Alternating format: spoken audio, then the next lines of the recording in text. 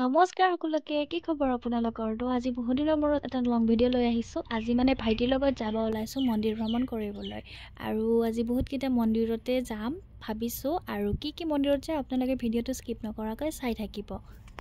তো আমি আজি যাম দৰংগিত থকা 42 ফুট ওখ কালীমা মন্দিৰটোলৈকে আৰু এতিয়া আমি গৈ আছোঁ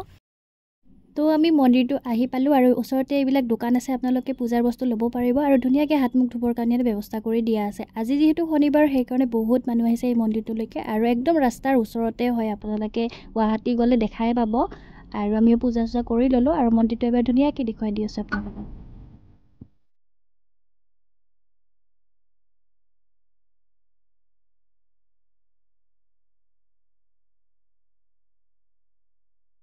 তো আজিলৈ আহিছোঁ নেক্সট 2-3টামান মন্দিৰত গৈছোঁ সেইকেইটা আপোনালোকে নেক্সট ব্লগতহে দেখা পাব ভাল লাগিলে এটা লাইক কৰিব কমেণ্ট কৰিব শ্বেয়াৰ কৰিব আৰু মোৰ চেনেলটো ছাবস্ক্ৰাইব কৰি কেনে বেল আইকনটো প্ৰেছ কৰি থৈ দিব